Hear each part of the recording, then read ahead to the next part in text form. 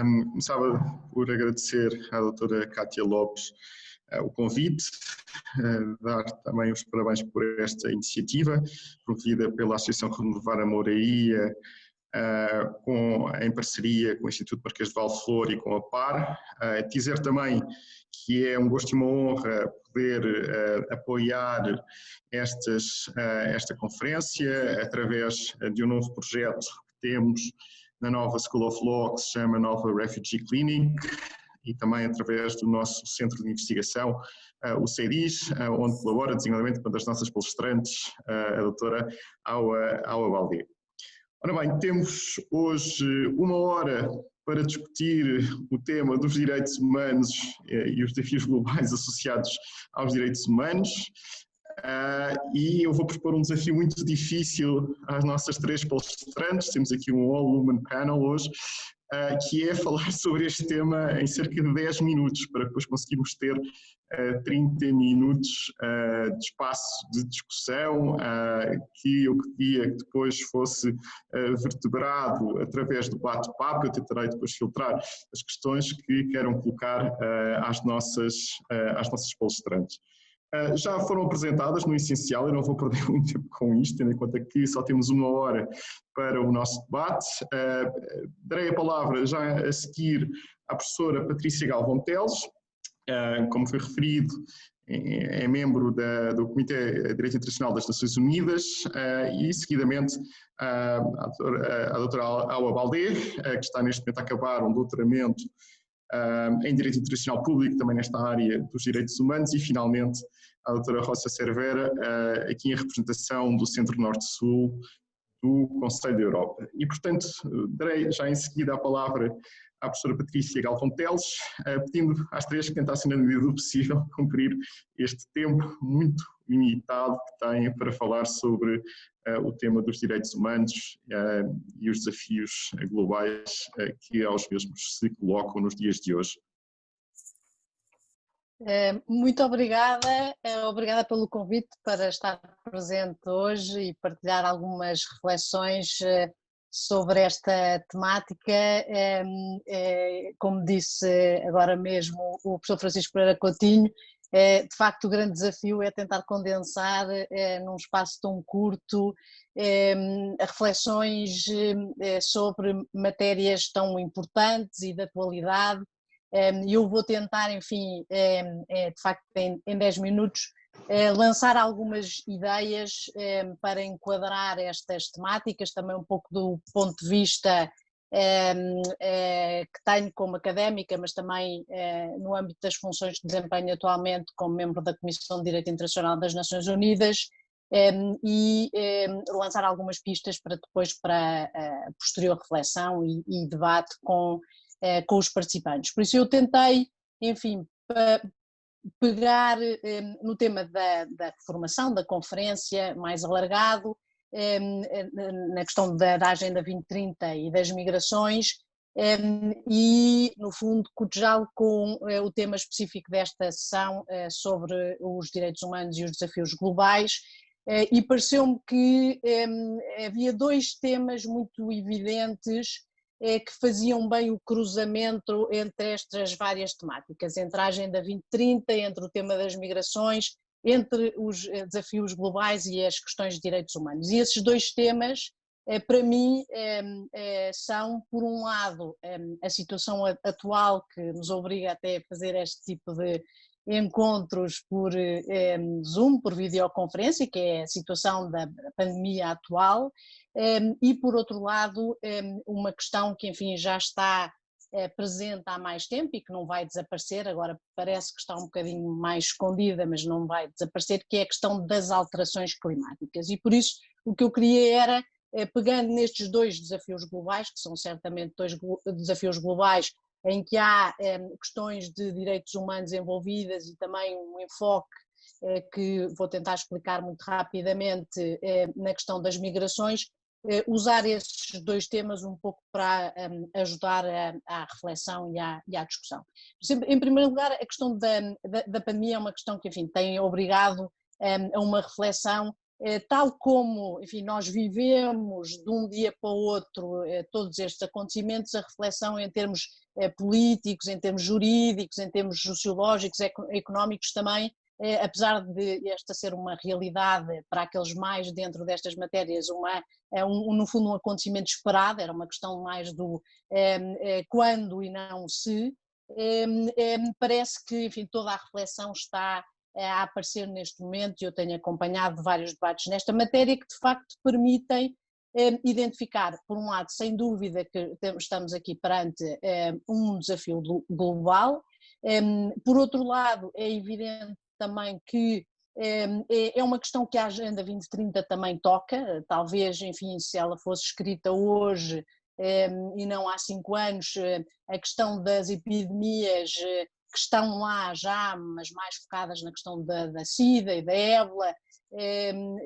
no fundo a comunidade internacional acaba sempre por ser muito reativa e não proativa, mas é evidente que a questão da saúde e a ligação ao desenvolvimento sustentável estão muito presentes na Agenda 2030, e a ligação destas temáticas, e como nós temos visto no debate que tem surgido a propósito do Covid-19, a ligação com os direitos humanos, que é de facto muito vasta, porque, enfim, desde começarmos por ver que é posto em causa o direito à vida, o direito à saúde, o direito à água e ao saneamento básico, quer dizer, na questão de, em países europeus ou nos Estados Unidos, se calhar a questão do acesso à água para a lavagem das mãos, que é o obrigatório, uma dos atos mais obrigatórios na prevenção da pandemia, em alguns outros países a questão é muito mais complexa do que isso. Por isso nós vemos, quer dizer, tanto nos direitos civis e políticos como nos direitos económicos, sociais e culturais,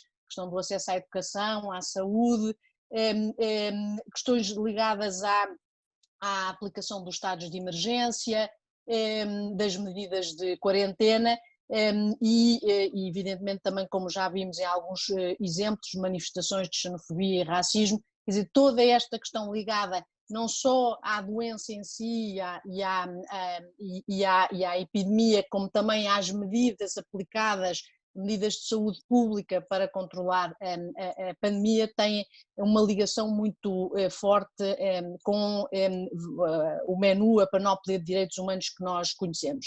E relativamente à questão dos migrantes, como grupo vulnerável, sobretudo na questão dos migrantes que não estão regularizados ou que podem estar em campos de refugiados, essa questão da sua vulnerabilidade acaba por ser ainda mais exacerbada, não é? E por isso há aqui um desafio global, certamente, que põe em ligação todas estas matérias e que eu acho que obriga não só uma reflexão, como a tomada de medidas concretas para permitir que, e porque tem havido, enfim, situações, Portugal tem sido apontado como um bom exemplo pelo facto de ter regularizado os migrantes que tinham já impedido a regularização da situação, pelo menos para efeitos de acesso aos serviços de saúde, etc. Vimos situações complicadas como tem sido, por exemplo, Singapura, onde a pandemia estava aparentemente controlada e depois nos dormitórios de migrantes, que são, enfim, situações mais escondidas, menos visíveis, acabaram por ter uma segunda vaga, até se calhar mais depressa do que se pensava. E por isso estas questões, e depois, enfim, algo que eu acho que tem que ficar para uma outra discussão, porque senão não há tempo, que tipo de enquadramento jurídico internacional é que existe para lidar com estas situações? Relativamente à questão dos direitos humanos, eu julgo que se pode fazer a aplicação do enquadramento que já existe e a conexão com os migrantes, mas relativamente a mecanismos de prevenção, a aplicação do regulamento sanitário internacional, questões de responsabilidade, ainda há muitas questões para discutir do ponto de vista do direito internacional. Mas passando, isto é mesmo muito rápido, eu peço desculpa, posso voltar a qualquer um destes pontos depois na discussão posteriormente. Passando então para a outra questão, que enfim, outro desafio global dos nossos tempos. Eu agora estou a ver aqui uma viagem, não, já passou, estava a vir uma mensagem a dizer que me tinham cortado o microfone e provavelmente é sinal para eu me apressar. A questão das alterações climáticas, que é um desafio que já estava identificado na Agenda 2030 como sendo um dos grandes desafios globais da humanidade, no parágrafo 14 em particular do documento, esse desafio também tem evidentemente uma ligação com os direitos humanos, porque os efeitos adversos não são as alterações climáticas em si que violam os direitos humanos, mas evidentemente os efeitos adversos das alterações climáticas têm um impacto no gozo, naquilo que em inglês, enfim, tem sido a terminologia utilizada pelo Conselho de Direitos Humanos, no enjoyment dos direitos humanos, na plena realização, no gozo dos direitos humanos, de vários, enfim, semelhantes àqueles que vimos relativamente à pandemia, desde a questão da vida, à saúde, mas também em particular na ligação com os migrantes, e eu só quero focar esse ponto e depois posso voltar a ele na discussão, porque há muitos fenómenos climáticos que vão necessariamente e que aliás já estão a fazer deslocar as pessoas das suas casas. Temos situações ainda do ponto de vista jurídico pouco claras, não é? Porque muitas vezes fala-se da questão dos refugiados ou dos migrantes climáticos, e são categorias que ainda não estão bem definidas no direito internacional, e por isso são questões que vai ser preciso, enfim, trabalhar, clarificar, e em particular eu tenho um interesse específico nesta matéria, porque neste momento na Comissão de Direito Internacional das Nações Unidas, onde sou membro atualmente, faço parte de um grupo de trabalho que está a estudar as questões da subida do nível do mar, que é um dos efeitos adversos das alterações climáticas, a subida do nível do mar e o seu impacto em várias dimensões do direito internacional, incluindo na questão da proteção das pessoas afetadas pela subida do nível do mar, pessoas que tiveram ou que vão ter no futuro, mas já está a acontecer, ser deslocadas internamente no seu país ou até atravessar fronteiras para poderem escapar a esses efeitos negativos. E por isso, neste momento, o direito internacional ainda não tem respostas, como digo, não existe a categoria de refugiados climáticos, e julgo que a conclusão e enfim, o desafio para lidar com estes desafios globais é de facto nesta altura em que a questão da solidariedade internacional e da cooperação internacional tem estado tão debaixo de fogo, como é que nós podemos utilizar esses princípios da solidariedade e da cooperação internacional, do reforço do multilateralismo para melhor poder lidar, porque de facto este tipo de desafios globais só podem ser combatidos através de soluções globais. E por isso eu agradeço a vossa atenção, ficava por aqui e com muito gosto depois participarei na discussão.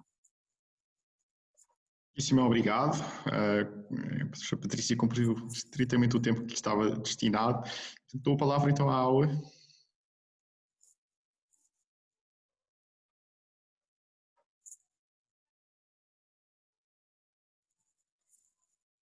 Deve tirar o microfone. Sim, desliga. Peço desculpas. Isto começa bem, peço desculpas. Olá, boa tarde a todos. Boa tarde, professor Coutinho, boa tarde, professora Patrícia. Muito obrigada aos organizadores por este convite. Este painel é tão ilustre, sinto mesmo privilegiada de fazer parte desta discussão. E então, eu quando fizeram este convite, fiquei a pensar o que é que eu posso contribuir dentro da temática geral que talvez pudesse ser relevante aqui, e achei que uma contrapartida à Agenda 2030, mas que é muito pouco conhecida, é a Agenda da União Africana 2063, que também aborda estes mesmos temas e que por vezes é muito pouco conhecida fora do continente africano. Achei que queria contribuir com esta discussão, dando a conhecer um bocadinho o que é a Agenda 2063, enfim, assim dar uma pincelada geral sobre a agenda e por fim discutir um bocadinho o momento atual também em que se vive. Nesse sentido, esta pequena apresentação vai ter apenas 3 pontos essenciais. O enquadramento geral da Agenda 2030, 2063, a Agenda 2063 e a sua ligação à questão da migração, que é, no fundo, o tema desta conferência, e também a ideia de se estão lançados os dados para uma cidadania. Aqui falamos, no contexto desta conferência, estamos a falar de uma cidadania global, mas talvez estejam lançadas as sementes para uma cidadania regional africana. Tendo dito isso, se olharmos para a Organização da Unidade Africana, nos seus objetivos iniciais, quando foi criado em 1963, tinha como principais objetivos a ideia da descolonização dos povos africanos e a luta contra o apartheid. Assim, na sequência de passados 50 anos, na altura da celebração do jubileu da organização, os líderes africanos entenderam que talvez fosse a altura de mudar um bocadinho a visão daquilo que seriam os objetivos do continente para os próximos 50 anos. E é neste contexto que surge a Agenda 2030.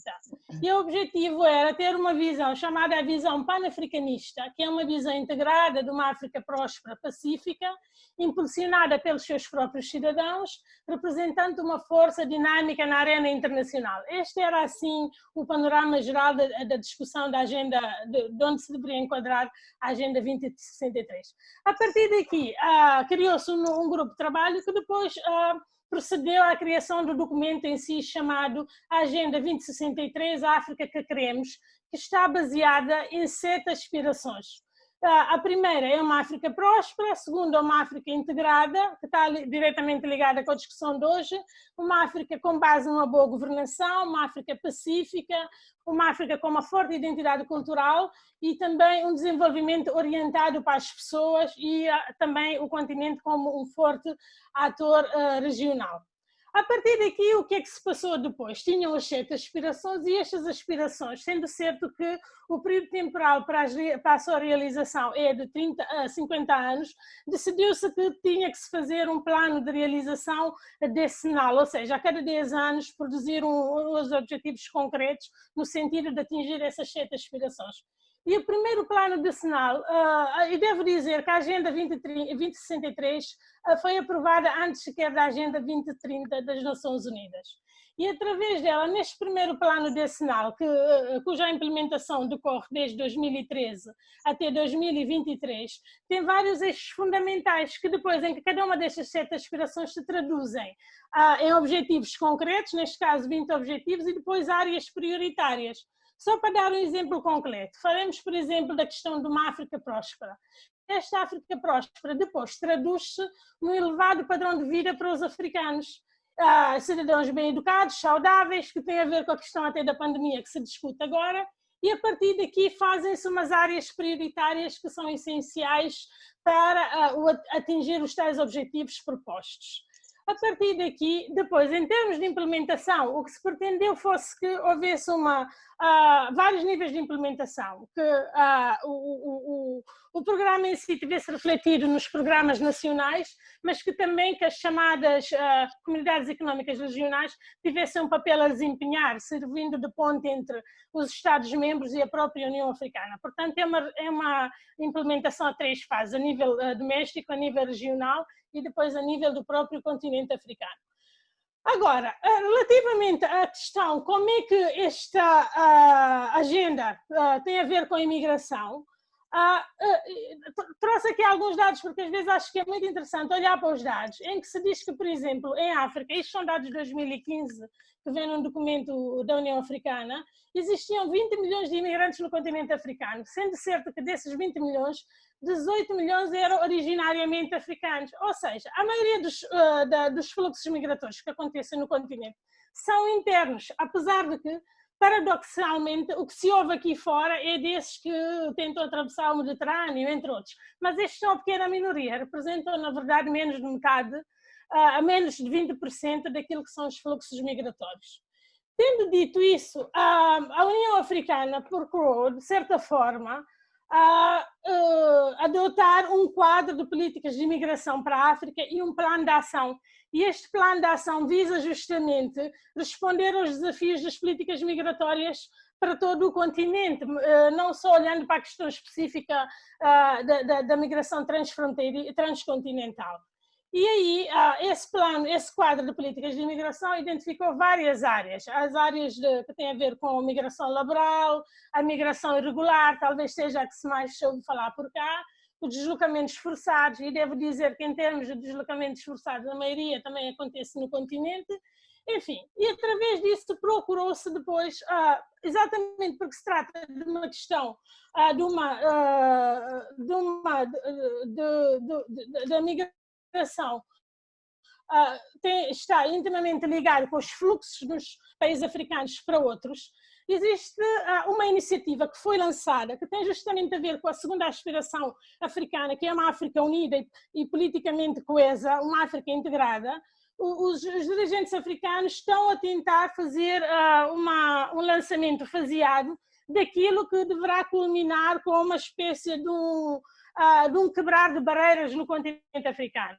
Nesse sentido, um dos primeiros passos foi a criação de uma espécie de incentivo à livre circulação de pessoas e bens entre as comunidades regionais, mas também em todo o continente. E, por outro lado, o próprio aumento do comércio intra-africano, que, segundo se diz, os especialistas também está a ganhar cada vez uma maior relevância. Ainda neste domínio, importa referir que a União Africana está a testar uma ideia de criar o tal espaço único africano através da criação de um passaporte africano comum. A ideia já foi lançada, há um protocolo, o protocolo, neste momento foi apenas ratificado, foi assinado por 32 países dos 54 e foi apenas ratificado por 4 países, um deles é São Tomé e Príncipe, que é o único país que ratificou este protocolo até o momento. Este protocolo, a entrar em efeito, quebra as tais fronteiras que existem, as fronteiras físicas que existem e que permitirá a livre circulação dos africanos por todo o continente. Mas ainda estamos a um passo um bocadinho distante dessa realidade. Mas ainda assim, eu gostaria de frisar que aqui pretende-se justamente criar uma espécie, como neste contexto aqui desta conferência estamos a falar de uma cidadania global, acho que foram lançadas as bases, inclusive há um protótipo que foi aprovado pela União Africana de como deveria ser o passaporte único africano, sendo certo que, claro, depois o que prevalece é a soberania dos Estados e, nesse sentido, os Estados poderão ou não aderir a essas iniciativas. E, como disse, até o momento apenas 4 Estados ratificaram o tal protocolo. Mas a ideia é essa, é quebrar cada vez mais essas barreiras de modo a permitir a livre circulação dos africanos e a criar aquela cidadania regional.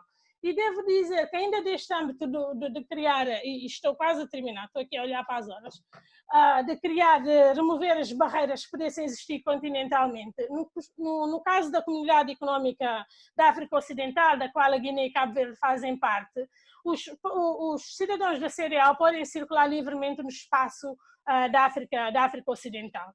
E, além disso, outros países como Seychelles e Quênia também permitem aos cidadãos africanos entrarem nos seus países sem a necessidade de visto. Agora, isto é uma ideia muito interessante. Termino só por dizer que isto é interessante se tivermos em conta que uma das primeiras medidas que se tomou no contexto da pandemia foi justamente o fecho de fronteiras. Se nós estamos a tentar criar uma cidadania regional comum, a pandemia vem-nos provar que ainda estamos um bocadinho longe dessa realidade, na medida em que as primeiras medidas que os países tomaram foi fechar as fronteiras. E a pandemia também veio, a meu ver, a salientar a necessidade de uma interação a nível dos países africanos, no sentido exatamente de que, estando as fronteiras exteriores fechadas, há que ter a tal solidariedade que a professora Patrícia falava, tem que vigorar e temos que olhar como é que internamente o continente africano poderá responder a essas questões. E há várias outras, mesmo a questão de uma das primeiras aspirações que tem a ver com uma África próspera. A África próspera pode ser uma questão tão simples, se formos ver em detalhe na implementação, como ter uma habitação condigna. E a habitação condigna, nomeadamente, é uma habitação que tenha luz elétrica, é uma habitação que tenha água. E a água agora, como referiu a professora Patrícia, e termino aqui, tornou-se um bem indispensável, até mesmo para questões tão simples como poder lavar as mãos no sentido de, na luta contra esta pandemia. E paro por aqui e poderemos continuar essa discussão. Obrigada. Muitíssimo obrigado, Vala. E, finalmente, para fechar o nosso painel, dou a palavra à doutora Rócia Cervera. Olá, boa tarde. Uma questão. Eu acordei com os organizadores que vou falar em espanhol, com vossa permissão, porque claro que sim, claro que sim. O meu português não é suficientemente bom. Ainda não, estou a trabalhar nisso. Entendo português, mas não falo menos que entendo. Agora, a primeira coisa que vou dizer é muito obrigada pela vossa compreensão, porque num programa de educação global não podia ser por menos. Y cambio a español. La segunda cosa que quería decir es que me parece muy refrescante estos días participar en un webinario en el que el título del programa no tiene la palabra COVID-19. Y lejos de querer frivolizar la importancia que tiene la actual pandemia global, que la tiene mucho, me parece muy necesario empezar por resaltar la importancia que tiene una iniciativa como esta, que se refiere a desafíos globales que existían antes, que se han agravado con la situación de la crisis actual y que persistirán también en el futuro. Y de hecho, para mí es la primera reflexión, ¿no? Es un desafío global también el desafío que tenemos de la información, porque el centro de atención ha estado estos días mucho en la situación de la crisis actual, y se ha invisibilizado de alguna manera todas esas crisis internacionales que ya estaban ahí, que siguen ahí y que probablemente sigan sin solución en el futuro. Entonces, eso es una de las cosas que también me gustaría mencionar desde el principio. Pero quizás para empezar lo que puedo explicar un poco mejor es por qué estoy aquí en representación del Centro Norte-Sur del Consejo de Europa. Porque tiene mucho que ver con lo que es el Centro Norte-Sur del Consejo de Europa. Y normalmente para explicarlo empiezo por la segunda parte del Consejo de Europa. El Consejo de Europa, creo que prácticamente todos los participantes que están aquí lo conocen, es una organización internacional paneuropea que a veces no es tan obvio decir que no es la Unión Europea. La Unión Europea y el Consejo de Europa son organizaciones diferentes. La Unión Europea tiene 27 Estados miembros y el Consejo de Europa tiene 47. Y es una organización que principalmente surge para promover, mediante la cooperación de países en Europa, un espacio político y jurídico común en el continente, basado en los valores de la democracia, los derechos humanos y el Estado de Derecho. Siendo así, el centro norte-sur del Consejo de Europa es lo que se llama un acuerdo parcial. Lo que quiere decir es que de los 47 estados del Consejo de Europa, un grupo reducido de esos estados han decidido unir esfuerzos en un tema común, en un tema específico. Y en este sentido, el Centro Norte-Sur tiene un grupo de 21 Estados miembros donde se incluyen también países del sur del Mediterráneo para trabajar en proyectos de cooperación interregional en 3 temas principales. Cooperación en el ámbito de la juventud, igualdad de género y la lucha contra la violencia de género, y de una manera transversal que está muy ligado al proyecto en el que estamos participando ahora, educación para una ciudadanía global. Yo cuando hablo del centro, personalmente prefiero referirme al nombre extenso y oficial del centro, que no es Centro Norte-Sur, eso es un nickname. El nombre oficial es el Centro Europeo para la Interdependencia Global y la Solidaridad. Y es precisamente en esta idea de la solidaridad donde quería centrar mi presentación. Y de hecho, la profesora Patricia Galbao lo ha mencionado también antes, en la importancia que tiene la solidaridad internacional basada en derechos humanos en la situación actual y sobre todo para que la Agenda 2030 sea efectiva.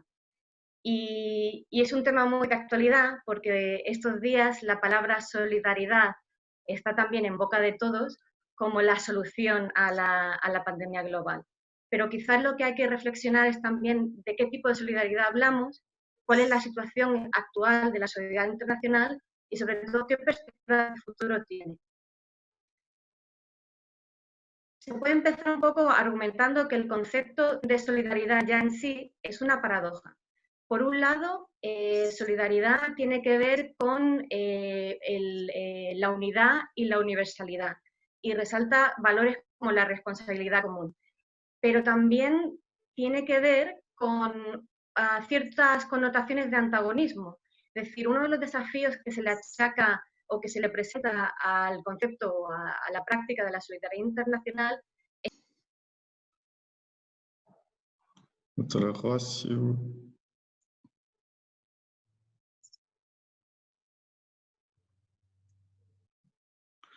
Bom, não sei se esperamos.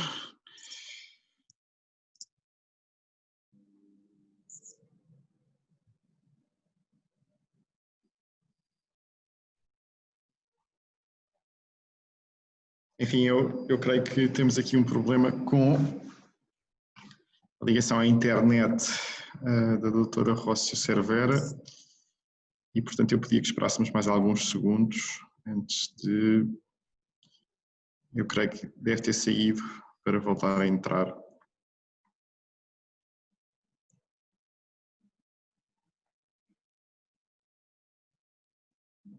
Agora sim, já cá está. Sim, sim, sim. É melhor repetir o que estava a dizer há 30 segundos, porque perdemos o...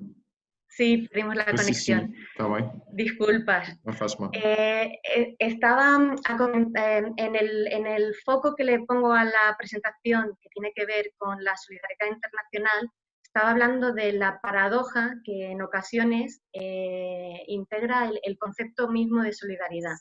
Que en muchas ocasiones la solidaridad internacional está promovida no por un deber moral, sino por un interés común. Y el interés, lógicamente, puede ser un interés muy loable, pero también es un interés racional. Entonces, hay una visión colectiva de esta solidaridad internacional, pero también hay una dimensión individual, en el sentido de que la dimensión individual en la que cada uno de nosotros es moralmente responsable de los riesgos que imponen los otros con su propio comportamiento. Y en los dos casos que he comentado, esta visión colectiva, si es por un deber moral o si es por un interés común, y esta dimensión individual de la solidaridad, ha sido muy ilustrativo también la situación actual, porque la ha puesto muy de manifiesto la situación actual con la pandemia global del COVID-19. Y quizás las preguntas que nos podemos hacer en relación a estos desafíos globales, por un lado, es ¿cómo puede sobrevivir la solidaridad internacional en un contexto actual previo a la crisis que vivimos de movimientos populistas, xenófobos o de discursos de odio que están al alce? Si en ese contexto tenemos opciones de encontrar ese desafío común o ese interés común que no tenga ese antagonismo, es decir, que estemos todos a una, que estemos todos unidos en el mismo desafío. Y ese es uno de los principales desafíos que hay que responder, porque de alguna manera eso también va a motivar que la ayuda sea efectiva o no, porque puede ser una decisión de los estados a invertir más en ser autosuficientes, o puede ser una decisión de los estados a invertir más en ayuda al desarrollo, por ejemplo. Claro, y entonces ahí vamos también a otra dimensión que es muy importante de la solidaridad internacional y un desafío global, que es cómo asegurar un modelo de gobernanza global que sea más sostenible y solidario. Y aquí también estamos ante una crisis que no es nueva, es decir, que es anterior, que es una crisis de la multilateralidad, ¿no? Del multilateralismo. Lo que tenemos que reconocer es que con todos sus problemas, el sistema multilateral es el que ha sido una estructura muy valiosa para crear marcos universales de derechos humanos, de justicia social, económica y de igualdad. Y que son los organismos multilaterales los que han avanzado los derechos cívicos, políticos, sociales y económicos, desde el apartheid hasta los esfuerzos ahora para luchar la violencia de género. Quizás uno de los desafíos que hay que ver en este ámbito multilateral es que muchas veces el centro de la gobernanza de esos sistemas no son los derechos humanos o el desarrollo, sino el capital. Y también quizás otro desafío que tenemos que resolver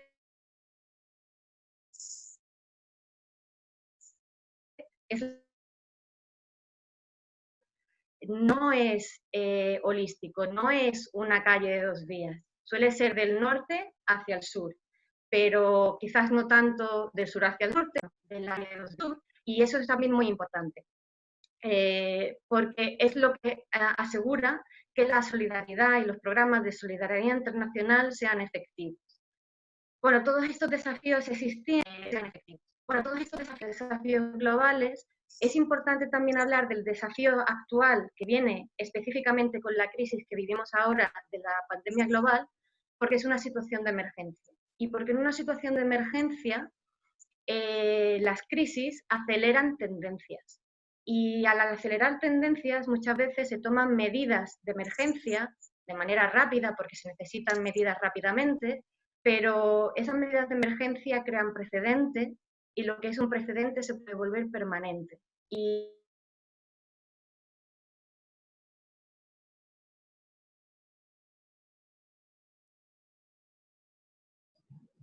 Bom, eu creio que vamos ter que avançar, porque de facto a conexão, a internet, a doutora Rócia Cervera, não, justamente uma intervenção tão curta, não permite que conclua a sessão. Portanto, estou aqui na dúvida se devo avançar já para a parte das perguntas, porque realmente.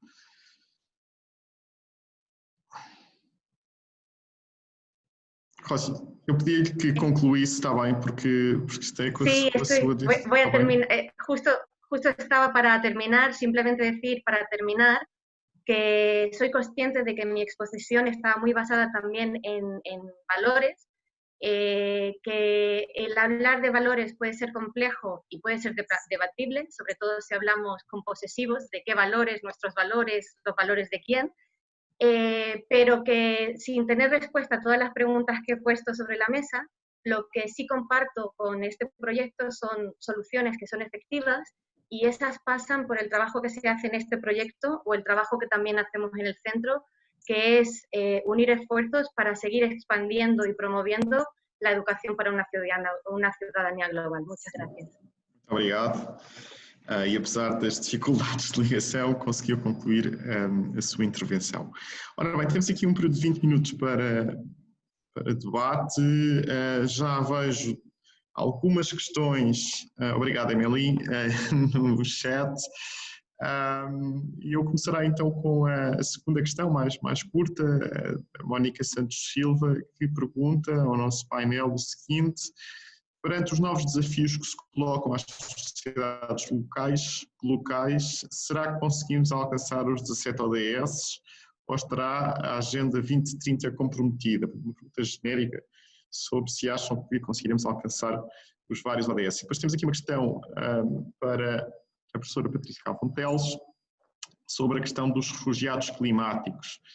E a Sara Félix gostava de saber se, apesar de não existir um enquadramento jurídico específico sobre este assunto, e ela considera que o mesmo poderá vir a ser necessário, se acha que é expectável que esse enquadramento jurídico possa vir a ser criado, ou se, pelo contrário, será possível, a partir do direito atual, encontrar guarida para a figura dos refugiados climáticos. E eu faria eu próprio uma pergunta para a doutora Alba Aldé. Achei interessante esta sua ideia do passaporte único africano, mas, enfim, se há continente onde a política de vistos, mesmo entre os Estados, é complicada, é a África. Onde é que via a cooperação regional a avançar mais depressa em África, entre que parte do continente? E se acha que é possível, e se acha que esse exemplo, onde é que esse exemplo pode surgir, e se acha que ele é escalável depois para outros países? De facto, o conceito de soberania continua particularmente forte no continente africano e, portanto, a liberdade de circulação tende a ser bastante limitada, inclusive dentro dos próprios países. Muito bem, eu daria então a palavra primeiro à professora Patrícia Galvão Teles. Tem aqui duas questões, pelo menos, para responder, se assim o entender.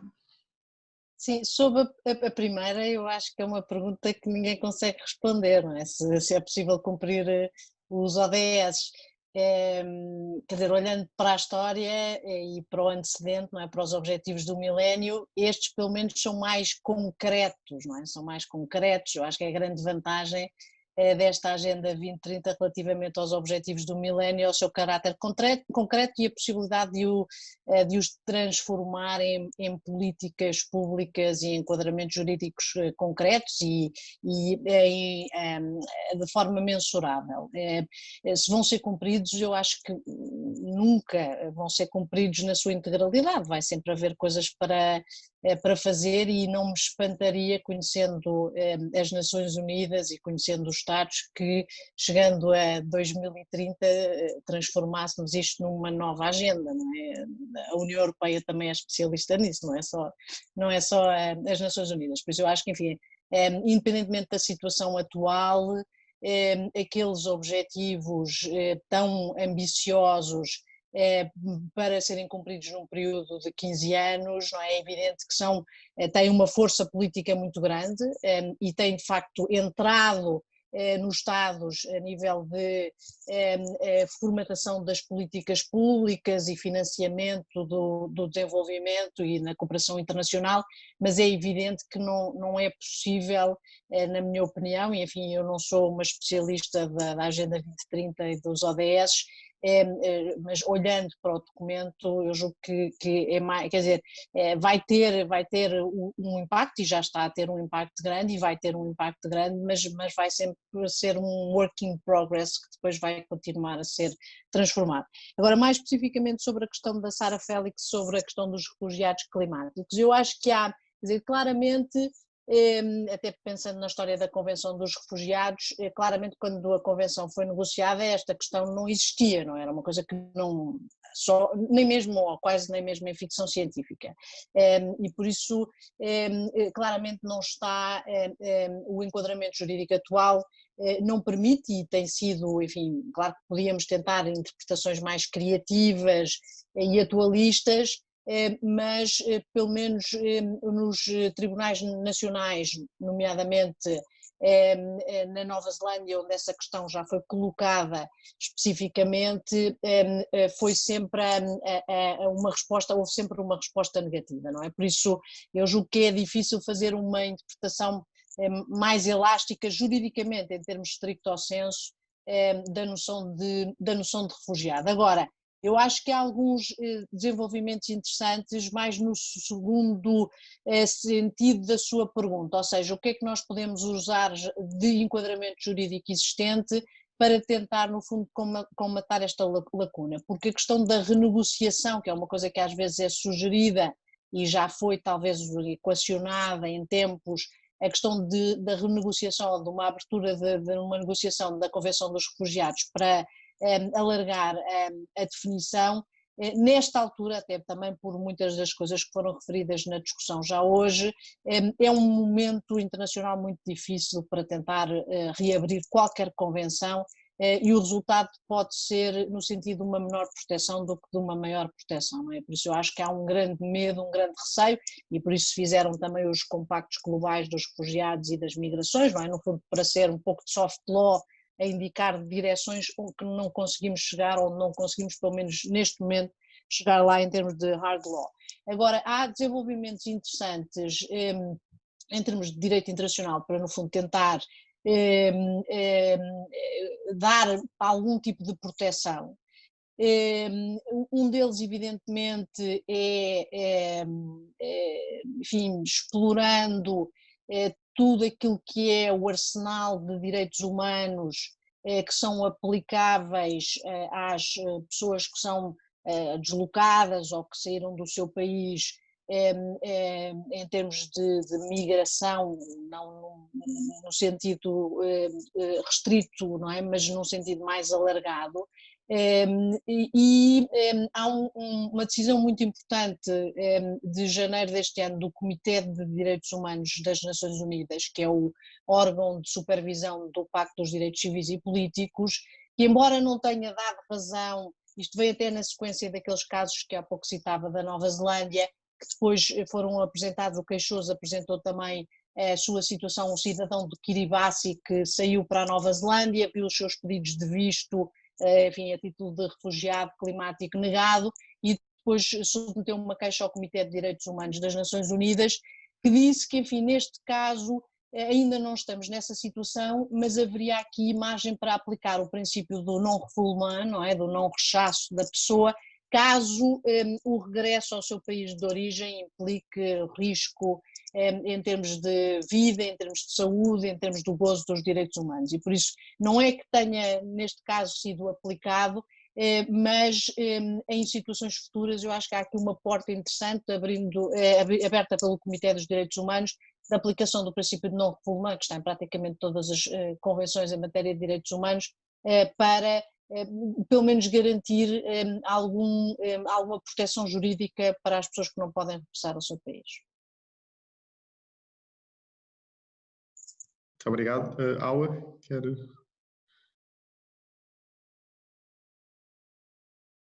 Obrigada pelas perguntas. Pois, eu acho que, como a professora Patrícia disse, é difícil saber exatamente até que ponto os Objetivos de Desenvolvimento Sustentável vão se realizar, mas eu penso que quando olho tanto para os objetivos, mesmo para a agenda, se olharmos para os grandes chavões, fica difícil imaginar a sua realização, mas à medida que formos olhando para as metas e para as submetas, eu acho que aí conseguimos ver ideias concretas e depois fica muito mais fácil depois medir em que ponto é que os Estados estão. A falar especificamente da Agenda 2063, fica muito mais fácil, mesmo nas discussões a nível regional e mesmo subregional e regional, fica muito mais fácil fazer o ponto de situação. Se vai evoluir, se não vai, tudo isto exige recursos. Uma das ideias interessantes da Agenda 2063 tem justamente a ver com a ideia que os recursos maioritariamente têm que vir do continente, ou seja, que isto é um programa comum regional, mas que depois deve-se traduzir nos orçamentos de Estado dos respectivos países. E nesse sentido acho que é possível fazer alguma coisa. Agora tudo acho pouco provável, não, muito menos nesta situação atual. Relativamente à sua pergunta, sim, professor, eu acho que um dos grandes desafios do continente africano tem justamente a ver com a questão da liberdade de circulação. Quer dizer, é um dos maiores desafios ao entrave em cada ponto fronteiriço. Tendo dito isso, eu acho que o modelo a seguir é o modelo da CEDEAO, efetivamente, porque os cidadãos da CEDEAO, da qual a Guiné faz parte, e dou um exemplo concreto, eu quando estou aqui tenho que ir para qualquer país da CEDEAO, uso o meu passaporte guinense, não preciso de um visto. Portanto, a CEDEAO está um passo à frente naquilo que diz respeito à liberdade de circulação e eu acho que poderia ser um modelo a seguir relativamente aos outros. Agora, concretamente na Agenda 2063, salientar que esta agenda é para implementar num período de 50 anos, quer dizer, eu gosto de pensar que num período de 50 anos muita coisa terá mudado no continente e a ideia inicial é que a implementação é faseada. Numa primeira fase será, por exemplo, em vez das questões burocráticas de obtenção de um visto para um país africano, que esses vistos para os africanos, pelo menos, seja possível obter os vistos à entrada. Não é preciso ir a uma embaixada ou procurar um consulado. Isso já diminui um bocadinho a burocracia em relação aos vistos, numa primeira fase. Numa segunda fase, é quebrar a barreira do visto e os africanos poderem entrar noutros países africanos sem precisar de visto. Sempre ser que na África Ocidental isso já acontece. E numa terceira fase, efetivamente, a ideia do passaporte. Quando olho para esta questão assim faseada, acho que em 50 anos é perfeitamente possível, apesar das questões da soberania, visualizar isso. Neste momento, países que, para lá do quadro da CEDEAO, dois deles são da CEDEAO, Ghana, Nigéria, Seychelles e Quênia, permitem a entrada de qualquer cidadão africano sem visto. E isto surgiu justamente nesta tentativa de impulsionar uma cidadania regional. Agora, o grande problema que se coloca aqui tem a ver com a questão da segurança, as questões dos conflitos armados, até do terrorismo. Nós temos questões, por exemplo, muito recentemente fala-se muito da questão de Cabo Delgado, fala-se dos Boko Harams e de tantas questões que têm a ver com a questão de segurança, que ao permitir a liberdade de circulação, isso pode exacerbar e talvez aí haja Estados que possam ser mais cautelosos e ver como é que evolui a questão da segurança. E outra dimensão também tem a ver com alguns dos países que estarão mais desenvolvidos no continente ou que oferecem mais oportunidades aos migrantes no contexto continental, nomeadamente a África do Sul, em que há imensos casos de xenofobia, de ataques a outros africanos, enfim, há todo um panorama, mas eu acho que gosto de pensar que num período de 50 anos é possível. Bom, já se passaram um caso desde, vamos ver. Fico-me por aqui. Bem, muito obrigado. Aqui uma questão também para a doutora Rócia Cervera, que a questão é a seguinte, da Luciana Maruta. Existe algum projeto ou iniciativa relacionados com a igualdade de género em contextos de creches, idades até aos 3 anos, pré-escolar e jardim de infância sim, mas idades mais precoces não será também benéfico? Esta é a questão que é colocada. Sí. Bueno, simplemente por añadir también a las copanelistas la cuestión de la Agenda 2030 y de si es un proyecto demasiado ambicioso, si se llegara a conseguir. Yo ahí veo dos cuestiones que también son importantes de tener en cuenta. La primera es, estoy de acuerdo con las copanelistas, con Patricia y con Agua, de que es muy complejo y de que efectivamente se necesita un buen compromiso político y muchos recursos para que sea efectivo. Pero también hay otra dimensión que es muy importante tener en cuenta, y es que el desarrollo siempre es continuo y puede ser reversible. Entonces, el que se hayan fijado unos objetivos hasta 2030 no quiere decir que en el recorrido que hacemos haya retrocesos en algunos sitios. Y, por ejemplo, sin ir más lejos, en Europa, en muchos sentidos, estamos viendo también en algunos casos retrocesos en derechos civiles que ya estaban adquiridos y que se va para atrás.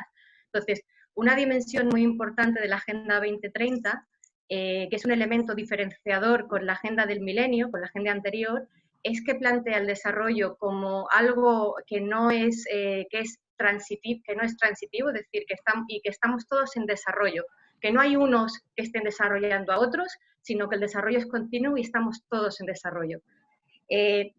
Volviendo a la pregunta, sí, hay distintos programas o incluso materiales y recursos pedagógicos que tienen que ver también con cómo promover la igualdad de género a edades muy tempranas.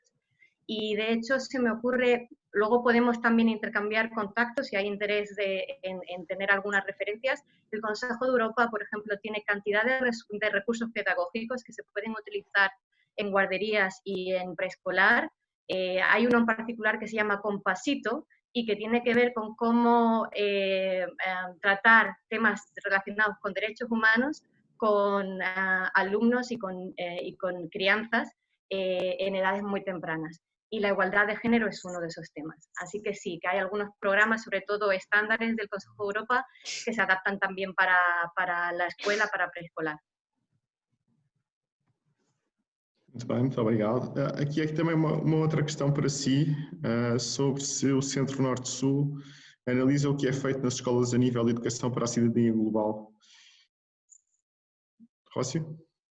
Sí. Sí, ¿se me escucha? Sí. Sí, sí, sí. Sí. Sí, de hecho, uno de los programas principales que tiene el Centro Norte-Sur es un programa con la Unión Europea y tiene que ver con conversaciones con los ministerios de educación en distintos países de la Unión Europea para ver cómo están adaptando en sus currículos nacionales de educación las competencias de una educación para una ciudadanía global. En el caso concreto del proyecto del Centro Norte-Sur, ahora mismo nos centramos mucho más en todo lo que es la zona de los Balcanes, del Báltico, del sudeste mediterráneo y del Visegrad. Es la zona que tenemos más conversaciones con los Estados miembros, pero también tenemos muchos proyectos de cooperación con Portugal, con España, con Reino Unido, etc.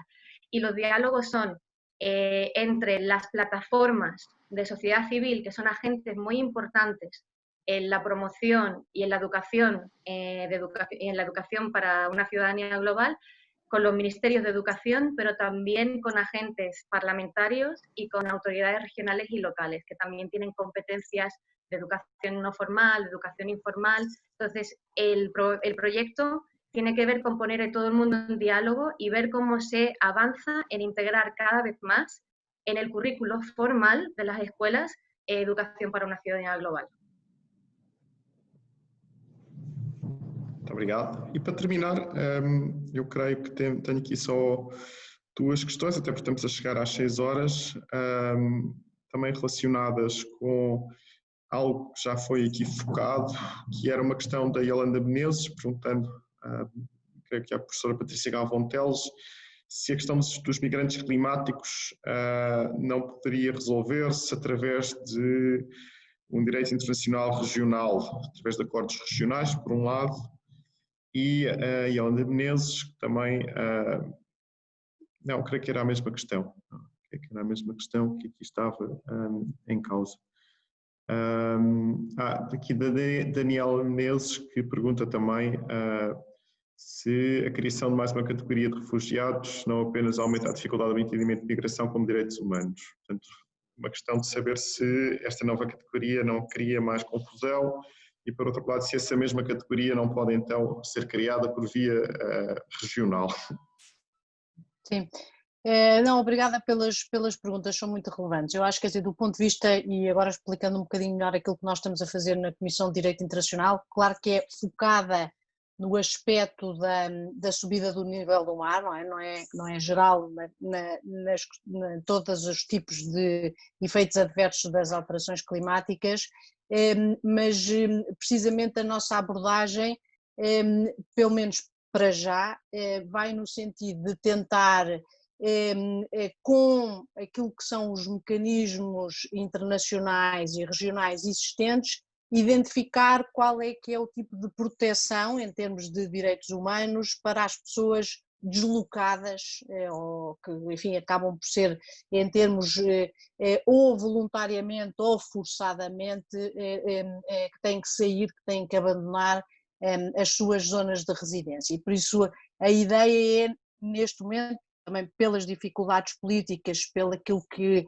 uma multiplicação de categorias pode também ter de impacto negativo, é de facto tentar ver com os instrumentos jurídicos a nível internacional e a nível regional que proteção é que já existe relativamente às pessoas deslocadas, até uma das fórmulas que nós utilizamos para evitar a questão da migração dos refugiados, porque de facto há aqui uma questão factual das pessoas terem que abandonar e em muitos casos não poderem regressar, não é? Que também tem essa componente. Por isso a ideia não é criar categorias novas, isso já tem sido, enfim, discutido, explorado, do ponto de vista político não parece ser muito possível, mas antes encontrar, identificar dentro do normativo existente que tipo de proteções é que existem.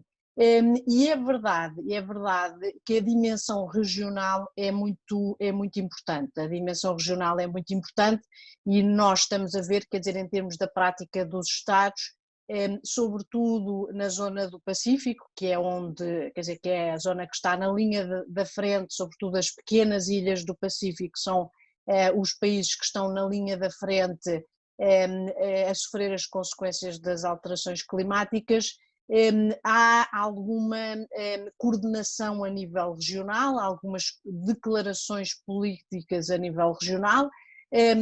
Quando eventualmente acontecer, e enfim, tudo indica que isso pode vir a acontecer dentro ainda deste século, talvez estes meses de confinamento global possam ter atrasado, mas todos os estudos científicos dizem que, enfim, este abrandamento das emissões globais não vai travar, não é, o aquecimento global e tudo aquilo que depois implica o aumento, ou que tem por impacto o aumento do nível do mar, mas neste século também vamos poder eventualmente, e tudo indica que sim, assistir ao desaparecimento físico, não é, de algumas dessas pequenas ilhas.